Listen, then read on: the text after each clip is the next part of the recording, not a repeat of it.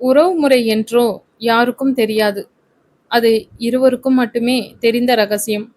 அவன் தாய் கமலத்திற்கு கூட அவன் சொல்லவில்லை. தன் தாயின் பேச்சையோ தந்தையின் கண்டிப்பையோ அவன் மதிப்பதே இல்லை. சினிமாவில் நடிக்க வேண்டும் என்று சொன்ன பொழுது தாய் கேட்ட ஒரு சத்தியத்தை செய்து கொடுத்து அவரிடம் கெஞ்சு கூத்தாடிய பிறகுதான் அவனை நடிக்கவே அனுமதித்தார் அவன் தாய் கமலம். அந்த சத்தியத்தை அவன் காப்பாற்றுகிறானா இல்லையா என்பது அந்த கடவுளுக்கும் அவனுக்கும் மட்டுமே தெரிந்த ரகசியம். அந்த சத்தியத்தை அவன் காற்றோடு காற்றாக பறக்க விட்டுவிட்டான் என்பதை அவன் நடிக்க துவங்கிய ஒரே மாதத்தில் பத்திரிகையில் வந்த கிசுகிசுக்களின் வாயிலாக உணர்ந்து கொண்டார் கமலம். அதை பற்றி அவனிடம் கேட்டதற்கு அவன் பதில், சினிமா உலகில் இந்த மாதிரி கிசுகிசு வருவது சகஜம்மா, அதையெல்லாம் நம்பாதீங்க உங்க பையன் என்றதோடு பேச்சை நிறுத்தி கொண்டான். தருண் கிளம்பி வந்து மேக்கப் போட அமர்ந்த வேளையில் அறைக்கு வெளியே ஆட்களின் சந்தடி கேட்டது. புருவம் மத்தியில் முடிச்சு விழ ஒரு நிமிடம் நிதானித்தவன் கண்மணியை இருக்க சொல்லிவிட்டு ஓசைகளை கவனித்தான். அதே நேரம் வாசுவும் வேகமாக அறைக்குள் வந்தான். சார், உங்களை பார்க்க டைரக்டர் வந்திருக்கார். என்னமோ கொஞ்சம் கோவமா இருக்கிற மாதிரி இருக்கு. படபடப்பாக சொல்லி முடிக்கவும் டைரக்டர் கதிரவன் அறைக்குள் நுழையவும் சரியாக இருந்தது. சார், நீங்க செய்யறது நியாயமே இல்லை. அதுவும் அப்படி அவுட்டர் ஷூட்டிங், இப்போ இப்படி பிரச்சனை. நான் என்ன செய்யட்டும்? தாரா ஷூட்டிங் கேன்சல்னு சொல்லிட்டு கிளம்பி பெங்களூர் போயிட்டாங்க. இப்போ யாரை வைத்து ஷூட்டிங் நடத்துறது? என்னோட எதிர்காலமே இந்த படத்தில் தான் இருக்கு சார். படம் துவங்கிய 2ஆம் நாளே படப்பிடிப்பு தடப்பட்டால் எழுந்த வருத்தமும் எதிர்காலத்தை பற்றிய பயமும் அவன் குரலில். தருணுக்கும் இப்பொழுது தாராவின் மீது கோபம் கட்டுக்கடங்காமல் பெருகியது. இந்த படம் இல்லை என்றால் தனக்கு வேறு படம் கிடைக்கும். ஆனால் கன்னி முயற்சியாக படம் இயக்கும் கதிரவனுக்கு இது பெரிய பின்னடைவாக அமையும் என்பதை விட அவன் வாழ்க்கையே அத்தோடு அஸ்தமித்துவிடும் என்று சொல்வது சரியாக இருக்கும். கதிரவன், பதட்டப்படாதீங்க, கொஞ்சம் பொறுமையா இருங்க, நாம் ஏதாவது செய்யலாம் என்று அவனை அமைதிப்படுத்த முயன்றான். சார், நான் பொறுமையா இருப்பேன். பணம் போட்ட முதலாளி எப்படி பொறுமையா இருப்பார்? அதுவும் என்னை நம்பி இதில் இறங்கியிருக்கார். இப்போ ஒரே நாளில் ஷூட்டிங் கேன்சல்னு அவருக்கு தெரிய வந்தால்? அப்படி என்னதான் சொன்னீங்க சார் தாரா கிட்ட? ஷூட்டிங் நின்ற கோபத்தில் வார்த்தைகளை விட்டான் கதிரவன். கதிர், ப்ரொடியூசர் உங்களை நம்பி இதில் இறங்கல, என்னை நம்பிதான் இதில் இறங்கியிருக்கார். இப்போ இந்த நிமிஷம் இந்த படத்திலிருந்து உங்களை தூக்கி காட்டவா? கண்கள் சிவக்க ருத்ரமூர்த்தியாய் நின்றான் தருண். கதிரவன் நடுங்கி விட்டான். அவனுக்கும் தெரியும். இப்பொழுது தருண் ஃபோன் செய்து, சார், நான் கொடுத்த நாட்கள் எல்லாம் உங்களுக்கு அப்படியே தருகிறேன். ஆனால் இயக்குனர் கதிரவன் இல்லை என்று ஒரு வார்த்தை சொன்னால் போதும். அடுத்த நிமிடம் கதிரவன் இந்த திரைப்படத்திலிருந்து தூக்கப்பட்டு விடுவான். சார், என்னோட எதிர்காலமே இதில் தான் இருக்கு. அப்படி எதுவும் செஞ்சிடாதீங்க சார். கிட்டத்தட்ட காலில் விழாத குறையாக கெஞ்சினான். அப்போ நான் சொல்றதை கேளுங்க. முதல்ல இந்த தாராவை படத்துல இருந்து தூக்குங்க. என்ன காரணம்னு கேட்டால் வெளியூர் ஷூட்டிங்கில் இருந்து சொல்லாமல் கொள்ளாமல் போனதுதான் காரணம்னு சொல்லுங்க. உடனடியா ஒரு புது நடிகைய இந்த கதைக்கு புக் பண்ணுங்க. ஆனால் என் கூட இது வரைக்கும் நடித்தவர்கள் யாரும் வேண்டாம். இந்த விஷயம் வெளியே தெரியாமல் தேடுதல் வேட்டையே நடத்துங்க. தாராவுக்கு பேமெண்ட் கொடுக்கல என்பது எனக்கு தெரியும். அதனால் தயாரிப்பாளரும் இதுக்கு ஒத்துப்பார். அது மட்டும் இல்ல, கதை வெற்றியடைய தாராதான் வேணும் என்பது கிடையாது. கதையும் திரைக்கதையும் தான் வேணும்னு நான் நம்புறேன். நீங்களும் முடிக்காமல் கதிரவனை பார்க்க, படம் வெற்றி பெற கதாநாயகி தான் முக்கியம் என்று சொல்லி தன்னைத்தானே தாழ்த்தி கொள்ள அவன் என்ன முட்டாளா? சார், என் கதை மேலே எனக்கு முழு நம்பிக்கை இருக்கு, வேகமாக பதில் சொன்னான். இந்த நம்பிக்கை உங்களுக்கு இருந்தால் போதும். தயாரிப்பாளரை நான் பார்த்து கொள்கிறேன். நம்பிக்கை கொடுத்தான் தருண். வாசு கண்மணியை பார்த்து கொஞ்சம் வலிந்தவாறே பம்மலாக நிற்க, உனக்கு இது தேவையா என்ற அலட்சியத்துடன் தருணை பார்த்தாள் கண்மணி. இவை எதையும் கவனிக்கும் நிலையில் தருண் இல்லை. கதிரவன் அடுத்து என்ன நடவடிக்கை எடுக்கப் போகிறான் என்பது போல் அவனையே பார்த்து கொண்டிருந்தான். இவர்கள் இங்கே யோசித்துக் கொண்டிருக்கும் அந்த நிமிடம் கதிரவனின் அலைபேசி நான் இருக்கிறேன் என்பதைப் போல் தன் இருப்பை நினைவுறுத்தியது. அலைபேசியை எடுத்து பார்த்த கதிரவனின் கண்களில் புதிதாக மிரட்சி. கொஞ்சம் எச்சில் கூட்டி விழுங்கிவிட்டு ஹலோ என்று சொல்லவும் இவனது குரலை கேட்கவே காத்திருந்ததைப் போல் கதிரவன், அங்க என்ன நடக்குது? ஷூட்டிங் கேன்சல் ஆயிடுச்சுன்னு எனக்கு தகவல் வந்தது. இதனால தான் இந்த சின்ன பசங்களையே நம்பியே பணம் போடக்கூடாதுன்னு சொல்றது. மனசுக்குள் கொஞ்சமாவது பயம் இருந்தால் இப்படியெல்லாம் மறைக்க தோணுமா? உன்னை எல்லாம் நம்பி என்ன சொல்லணும். கதிரவன் என்ன சொல்ல வருகிறான் என்பதை கூட கவனிக்காமல் அந்த பக்கம் கரித்து கொண்டு இருந்தார். இடையில் கதிரவன் பேச எடுத்த எந்த முயற்சியும் தெரியாமல் திணறிக் கொண்டிருந்தான். என்ன சொல்லி சமாளிக்கவென்று ஏதும் பலனளிக்கவில்லை. அவனது தவிப்பை பார்த்து அவன் கையில் இருந்த அலைபேசியை வாங்கினான் தருண். சார், நான் தருண். அவன் என்ன பேசிக் கொண்டிருந்தாரோ அதை மறந்தவாறே அமைதியானார். சட்டென்ன குரலில் அசாத்திய குலைவு. தருண் சார், நீங்க கவலையே படாதீங்க. இப்பவே வேற டைரக்டரை போட்டு படத்தை ஸ்டார்ட் பண்ணிடலாம். உங்க டேட் எல்லாம் எனக்கு அப்படியே வேணும். அவன் பொடி பையன். அவனுக்கு எப்படி நடந்துக்கணும்னு தெரியாது. ஆனா உங்களுக்கு தெரியும், இப்போ இண்டஸ்ட்ரியின் நிலைமை எந்த பக்கம் தவறு என்று அவர் ஆராய தயாராக இல்லை. படத்தின் நாயகன் மட்டும் போய்விடக்கூடாது என்பது மட்டுமே அவர் கவலை. இந்த கையை விட்டு நாட்கள் விட்டுவிட்டால் இன்னும் 2 நாட்களுக்கு தருணிடம் நாட்கள் இல்லை என்பதும் அவருக்கு தெரியும். எனவே வேகமாக சொன்னார்.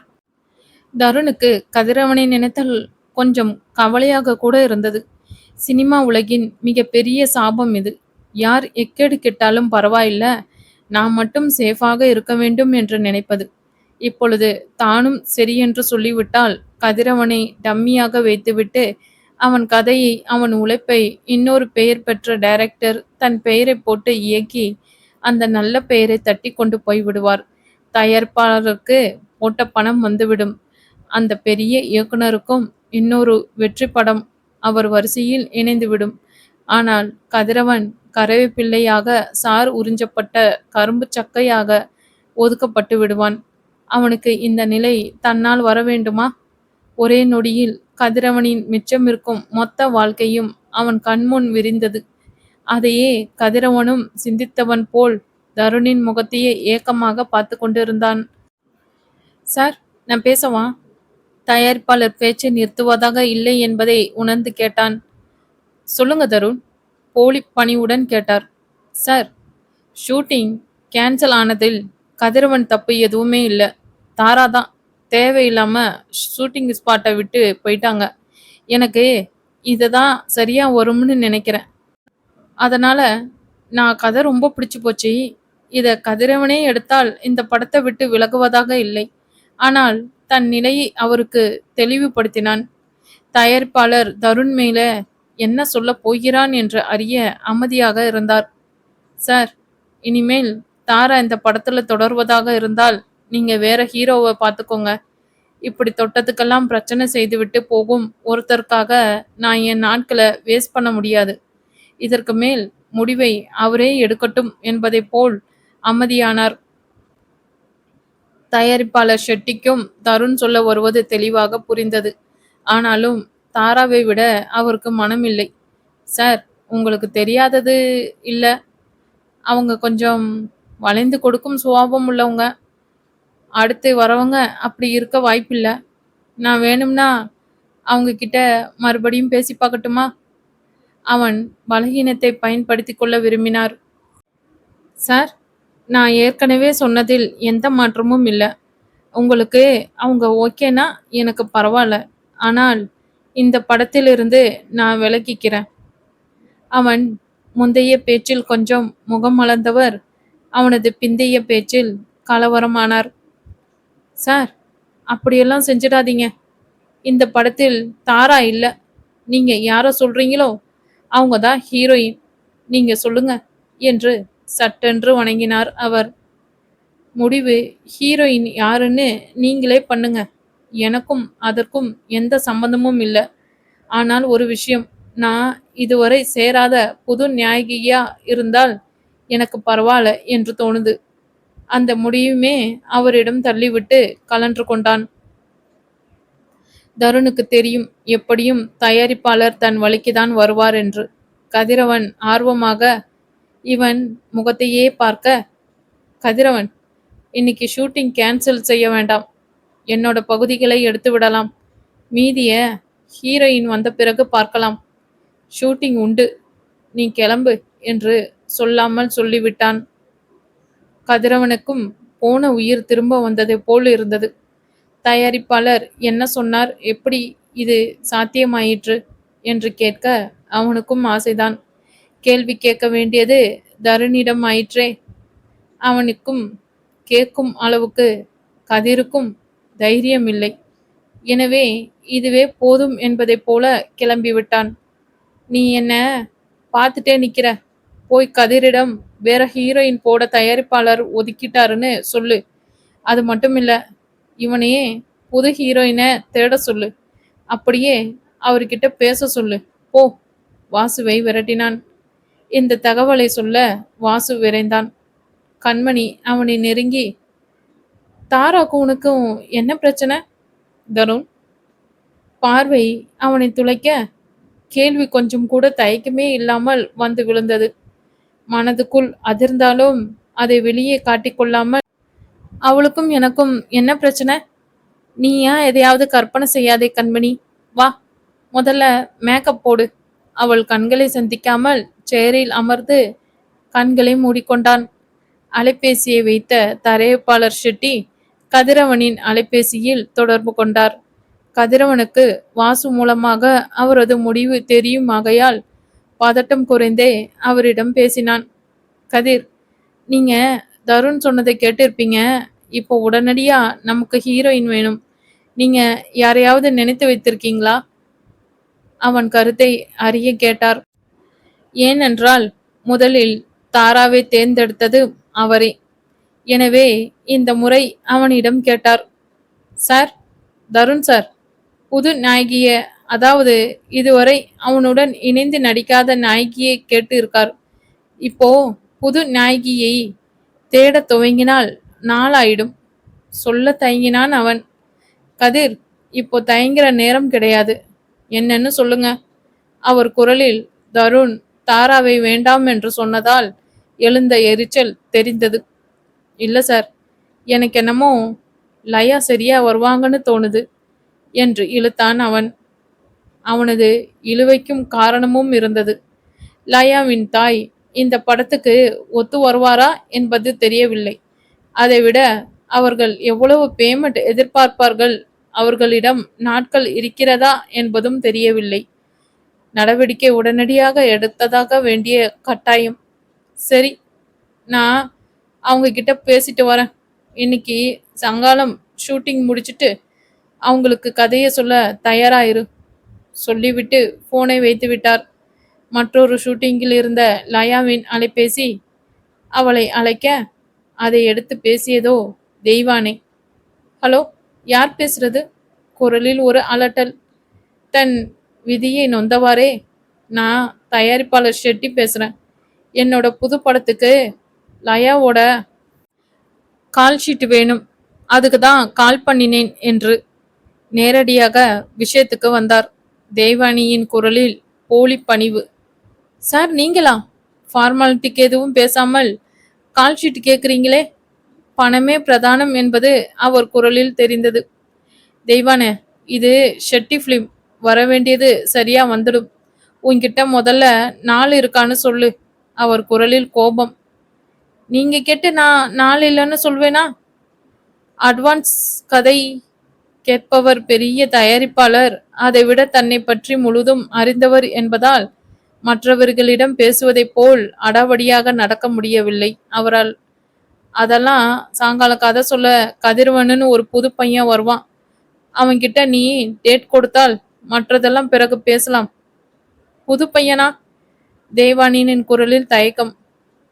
தெய்வா, கதையில் நம்பிக்கை இல்லாம புது பையனை நான் நம்ப மாட்டேன் என்பது உனக்கு தெரியும். அது மட்டும் இல்ல, ஹீரோ தருண் இடைப்புகவே தெய்வானி அமைதியானார். அதைவிட தருண் என்ற பெயர் அவரை வாயடிக்க செய்தது. லயா முன்னணி நாயகிதான்.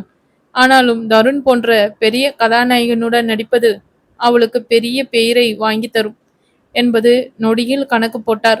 புதுப்படம் ஒத்துக்கொள்ளப் போவதை தன் மகளிடம் கூட அவர் சொல்லவில்லை. நடிக்கப் போவது அவள்தான். இரவு பகல் பாராமல் ஏற்கனவே உழைத்து கொண்டிருக்கிறாள். அதை பற்றியெல்லாம் கவலையே படாமல் தன் பேங்க் பேலன்ஸ் இன்னும் 10 லட்சம் அதிகரிக்க வேண்டும் என்பது மட்டுமே எண்ணினார்.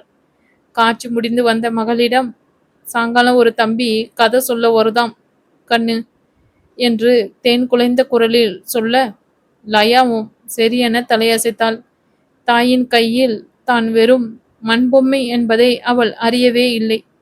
தாய் தனக்காக நிறைய தியாகம் செய்து தன்னை ஆளாக்கியுள்ளார். அவருக்காக தன்னால் இயன்றதை செய்ய வேண்டும் என்பது அவள் எண்ணம். இந்த செய்தி கூட மகளுக்கு விஷயம் தெரிய வேண்டும் என்ற ஒற்றை எண்ணத்தினால் மட்டுமே. அதுவும் இல்லாமல் அவள் கதை கேட்க அமரவில்லை என்றால் விஷயம் வேறு மாதிரி பரவும் என்பதால் கூட. கண்களை மூடி ஆசனத்தில் அமர்ந்து தன் முகத்தை கண்மணியின் கைவண்ணத்தில் விட்டுவிட்டு அவள் கேள்விகளுக்கு பயந்து வாயை கூட திறக்காமல் அசையாமல் அமர்ந்திருந்தான் தருண். கண்மணியும் அவன் மனநிலை புரிந்தவள் போல் அமைதியாகவே இருந்தாள். ஆனாலும் அறிய வேண்டிய விஷயத்தை அறியாமல் இருக்க முடியாதே. தருண் மென்மையாக அழைத்தான். ம். விழியை அமைதியாகவே கேட்டான், திறக்காமல்.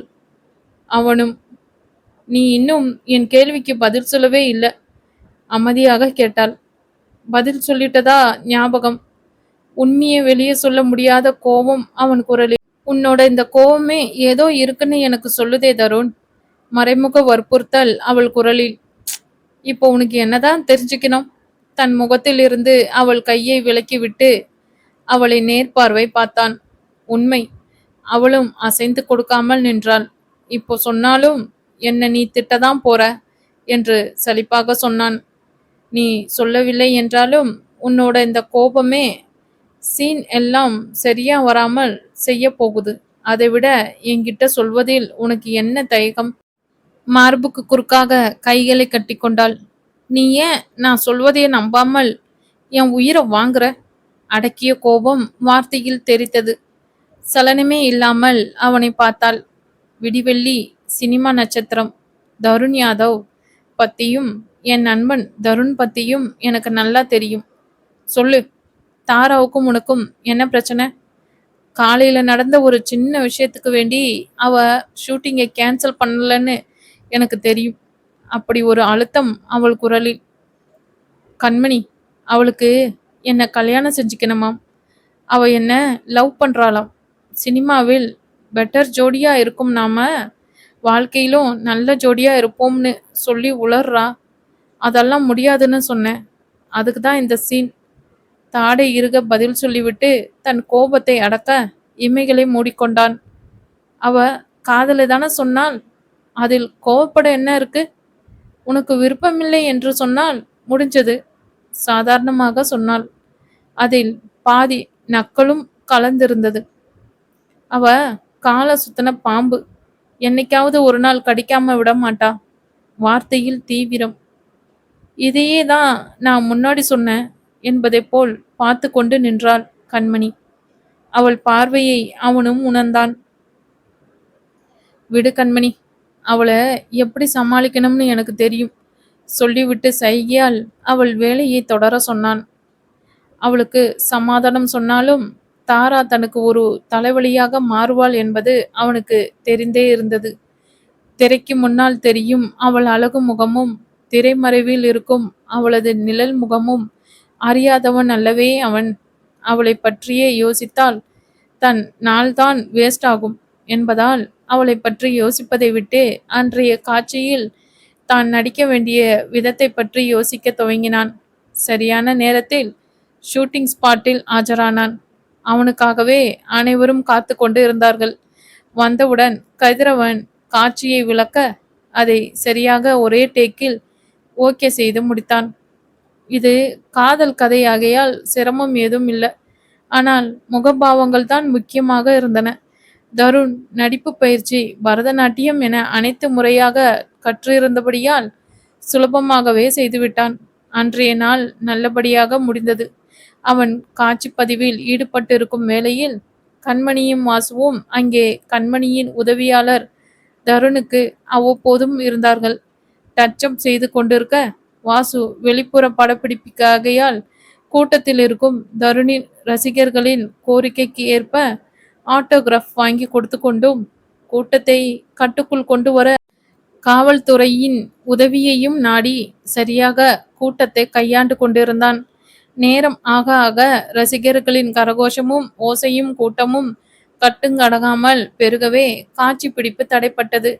ரசிகர்களை கலந்து போக எவ்வளவோ சொல்லியும் அவர்கள் கேட்காமல் தருணிடம் பேசாமல் செல்ல மாட்டோம் என்று கூச்சல் போடத் துவங்கினர்.